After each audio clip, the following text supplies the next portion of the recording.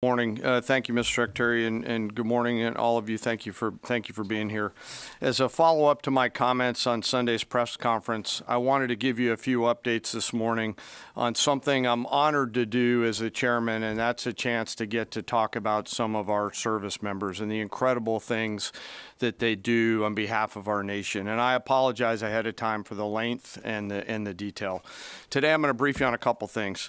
First, I'm going to talk about our air defenders at Al Udeid in Qatar and their actions on Monday. Then I'm going to walk you through a little bit about the academics that went into the attack against Fordo, the massive ordnance penetrator weapon, and we're going to show a video that highlights the effects that weapon has. Of course, nobody was down inside the target, so we don't have video from the target. First, on Monday, as the President has stated, on Monday morning we began to receive indications and warnings that Iran intended to attack U.S. bases in the region. That morning, building on the work that CENTCOM Commander Eric Kurilla had done, and on the orders of the President, at Al Udeid Air Base in Qatar and around the region, we assumed a minimum force posture. Most folks had moved off the base to extend the security perimeter out away from what we assessed might be a target zone, except for a very few Army soldiers at Al Udeid. At that point, only 2 Patriot batteries remained on base, roughly 44 American soldiers responsible for defending the entire base, to include CENTCOM's forward headquarters in the Middle East, an entire air base, and all the U.S. forces there. The oldest soldier was a 28-year-old captain. The youngest was a 21-year-old private who'd been in the military for less than 2 years. So let's put ourselves out there for a second. Imagine you're that young first lieutenant, you're 25 or 26 years old, and you've been assigned as the tactical director inside the command and control element.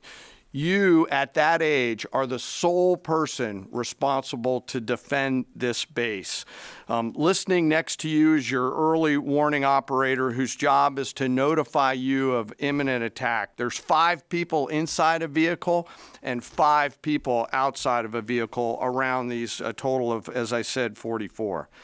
By the way, you've sat in the Middle East for years, deployed over and over again, extended multiple times, always being prepared, but unsure of when that particular day will come that you must execute your mission and not fail at doing it.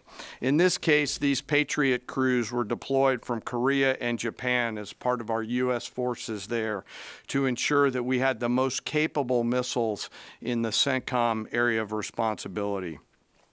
As the day continues, you start to hear more and more chatter in the information space about a pending attack. And as the sun starts to set in the west, you get orders from your higher headquarters to make sure that your missile batteries are pointed to the north. There are just a few other teammates. It's hot, you're getting nervous, and you expect an attack. Outside of those Patriot vehicles, your hot crew, which is 1 NCO and 4 additional soldiers, turns a key and relinquishes control of those missiles to that young lieutenant inside the vehicle, and you wait. You know that you're going to have approximately 2 minutes, 120 seconds to either succeed or fail. And then at approximately 12:30 p.m. on Monday, that's 7:30 p.m. in Qatar, as the sun sets in the west, Iran attacks. As the targets were detected, round after round of Patriot missiles are ejected from their canisters by an initial launch charge. Then the main solid rocket motor ignites. You can feel this in your body if you've ever been around a Patriot taking a shot. And round after round goes out and guides against those missiles coming inbound. We believe that this is the largest single Patriot engagement in U.S. military history.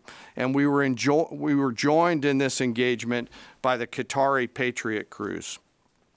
I'm not going to tell you how many rounds were shot, but it was a bunch because of classified purposes. And we're aware that there's reports of something getting through. What we do know is there was a lot of metal flying around. Between attacking missiles being hit by Patriots, boosters from attacking missiles being hit by Patriots, the Patriots themselves flying around, and the debris from those Patriots hitting the ground, there was a lot of metal flying around. And yet our U.S. air defenders had only seconds to make complex decisions with strategic impact. These awesome humans, along with their Qatari brothers and sisters in arms, stood between a salvo of Iranian missiles and the safety of Al-Udeid. They are the unsung heroes of the 21st century United States Army. And I know a lot of you have seen the videos online and the excitement as those Patriots departed their launchers and went up and guided. This really demonstrates the combat capability and capacity of our Army air defenders. Simply stated, they absolutely crushed it. If you'd flip this over, thanks. Let me next move to a walkthrough of the GBU-57 massive ordnance penetrator weapon and share a little bit about the planners who did this and their work on the weapon. First, let me stage for you. There's an organization in the U.S. called the Defense Threat Reduction Agency, DTRA. DTRA does a lot of things for our nation, but DTRA is the world's leading expert on deeply buried underground targets. In 2009, a Defense Threat Reduction Agency officer was brought into a vault at an undisclosed location and briefed on something going on in Iran. For security purposes, I'm not going to share his name. He was shown some photos and some highly classified intelligence of what looked like a major construction project in the mountains of Iran. He was tasked to study this facility, work with the intelligence community to understand it, and he was soon joined by an additional teammate. For more than 15 years, this officer and his teammate lived and breathed this single target, Fordo, a critical element of Iran's covert nuclear weapons program. He studied the geology. He watched the Iranians dig it out. He watched the construction, the weather, the discard material, the geology, the construction materials, where the materials came from. He looked at the vent shaft, the exhaust shaft, the electrical systems, the environmental control systems, every nook, every crater, every piece of equipment going in and every piece of equipment going out. They literally dreamed about this target at night when they slept. They thought about it driving back and forth to work, and they knew from the very first days what this was for. You do not build a multi-layered underground bunker complex with centrifuges and other equipment in a mountain for any peaceful purpose. They weren't able to discuss this with their family, their wives, their kids, their friends, but they just kept grinding it out. And along the way, they realized we did not have a weapon that could adequately strike and kill this target. So they began a journey to work with industry and other tacticians to develop the GBU-57. They tested it over and over again, tried different options, tried more after that. They accomplished hundreds of test shots and dropped many full-scale weapons against extremely realistic targets for a single purpose: kill this target at the time and place of our nation's choosing. And then, on a day in June of 2025, more than 15 years after they started their life's work, the phone rang and the President of the United States ordered the B-2 force that you've supported to go strike and kill this target. Yesterday, I had the incredible honor and privilege of spending time with these two Defense Threat Reduction Agency officers who've given so much. One of them said, quote, "I can't even get my head around this. My heart is so filled with the pride of being a part of this team. I am so honored to be a part of this."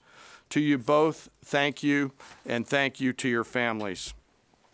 Operation Midnight Hammer was the culmination of those 15 years of incredible work. The air crews, the tanker crews, the weapons crews that built the weapons, the load crews that loaded it. Before I run through this video today, I want to talk a little bit about weaponeering and what goes into an attack. Weaponeering is the science of evaluating a target. I mentioned all of those factors before that these two DTRA officers had thought about.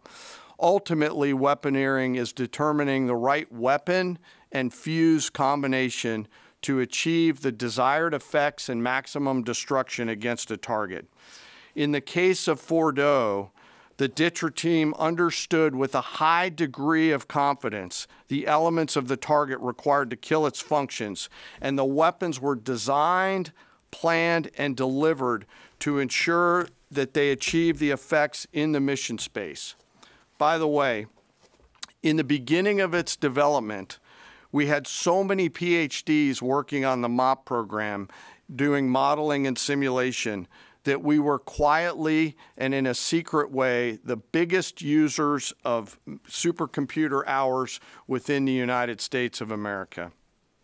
So let me talk about the graphic a little bit. And the GBU-57, which all of you I know is a 30,000-pound weapon dropped only by the B-2.